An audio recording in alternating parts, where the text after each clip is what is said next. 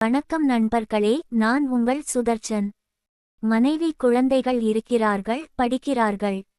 மனைவி house wife, நான் fridge washing machine பழுது பார்க்கும் தொழில்.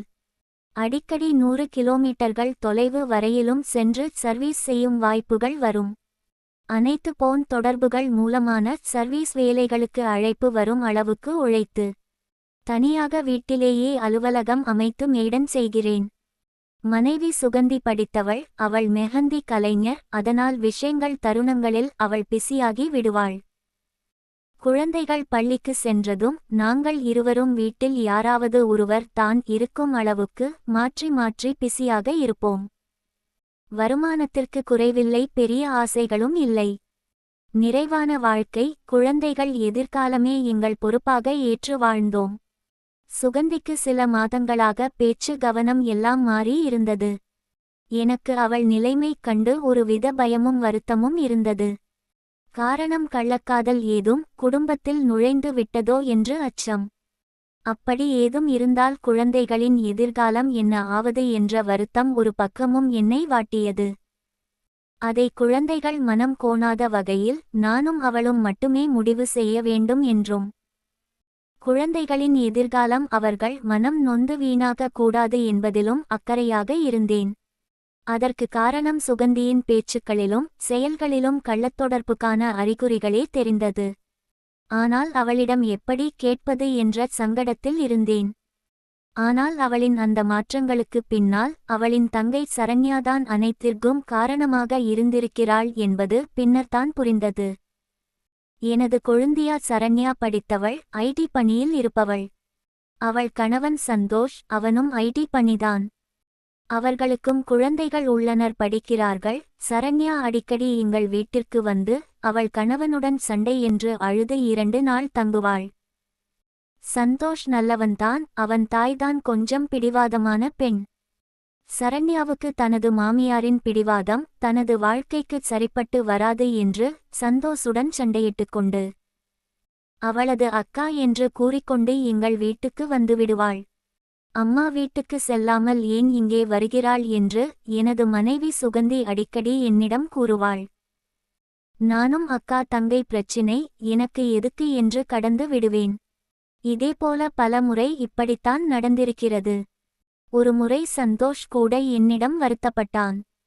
அண்ணா சரண்யா அம்மா வீட்டுக்கு போகாம அக்கா வீட்டுக்கு ஏன் போறான்னு என் அம்மா பேசுறாங்கன்னு சொன்னான். நானும், தம்பி, அவள் அக்கா வீட்டுக்கு வரக்கூடாதுன்னு யாரும் சொல்ல முடியாது. நான் எப்படி தம்பி சொல்ல முடியும் என்றேன். அவனும் அண்ணா சரண்யாகிட்ட நீங்க பேசுங்க என்றான்.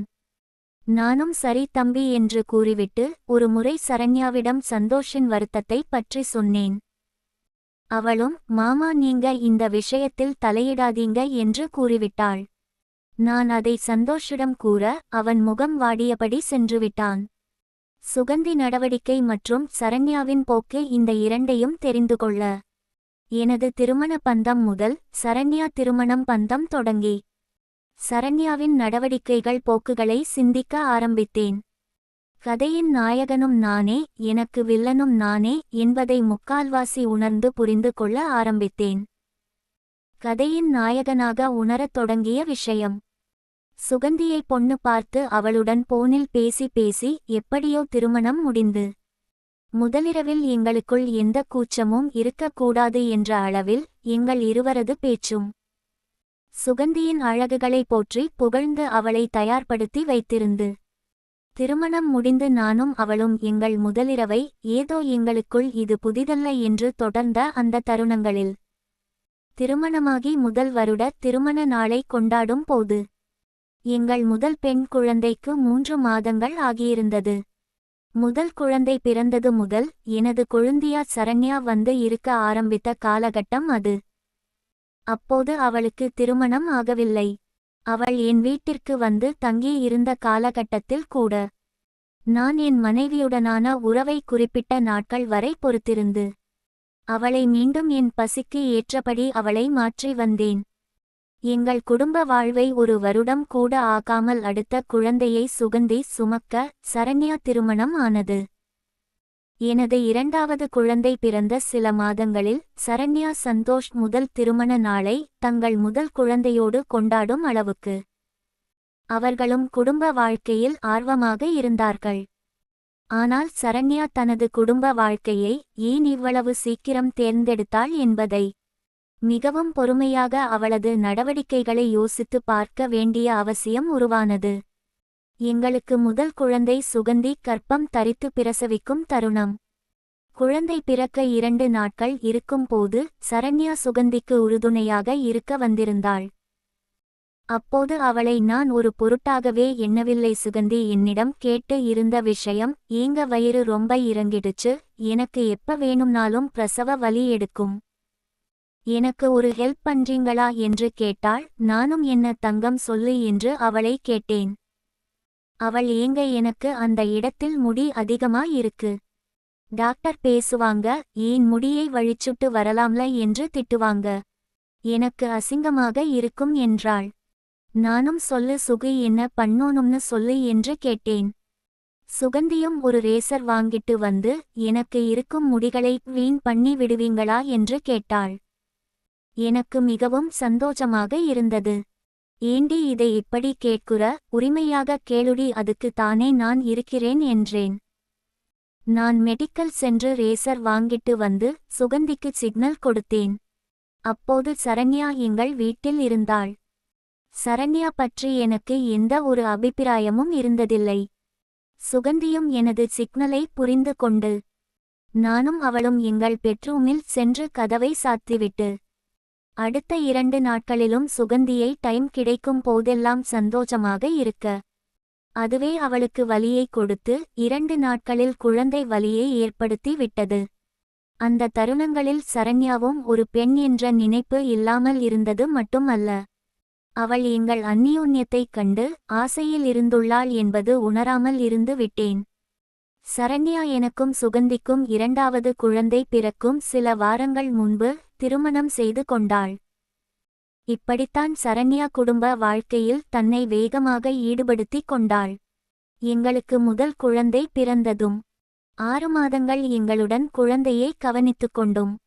சுகந்திக்கு துணையாகவும் சரண்யா இருக்கும்படி என் மாமியார் கூறியதால் அவள் இருக்க வேண்டியதாகி விட்டது. அந்த தருணங்களில் நான் மிகவும் அவதிப்பட்டு வந்தேன். சுகந்திக்கு எனது ஆசை பற்றி தெரியும். ஆனாலும் அவளாலும் முடியாத சூழ்நிலையில் அவள் என் நிலையைக் கண்டு சிரிப்பாள். அந்த தருணங்களில் குழந்தைக்கு குளிக்க வைக்க சரண்யா செய்யும் செயல்பாடுகள் எல்லாம் என்னை சபலப்பட வைத்தது. காரணம், அவள் என் முன்னே குனிந்து வேலை செய்யும் போது, வீடு துடைக்கும் போது சேலையை தூக்கி சுருகிக்கொண்டு. ஆனால் எனக்கு அவள் மீது அந்த ஆசை இல்லை. ஆனால் சரண்யாவின் அட்டகாசம் எல்லை மீற ஆரம்பித்தது. நானாக கை வைத்தால் தானாக வந்து விடுவாள் எனும் அளவுக்கு அவள் தயாராக இருப்பதைப் போல நடந்து கொண்டாள்.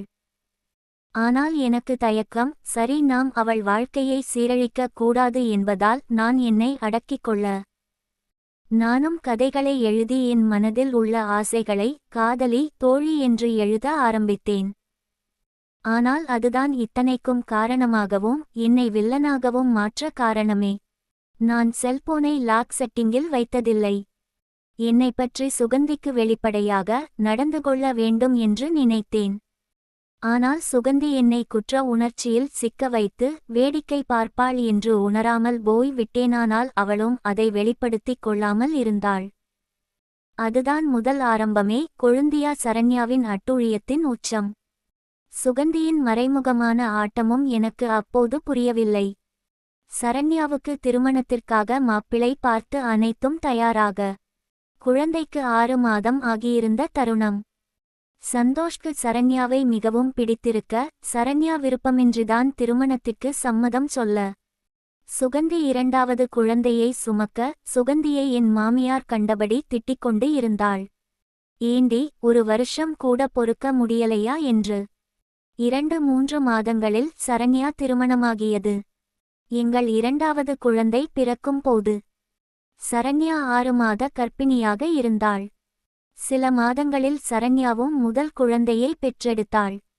எங்கள் 2வது குழந்தை பிறந்த உடனே சுகந்திக்கு குடும்பக் கட்டுப்பாடு செய்துவிட 3 மாதங்கள் மாமியார் எங்களுடன் தங்கும் நிலைமை இருந்தது. மாமியாருக்கு செம்ம தலைவலி. இன்னும் 4 மாதங்களில் சரண்யாவுக்கு குழந்தை பிறந்த உடனே அங்கே தங்கி உறுதுணையாக இருக்க வேண்டும் என்று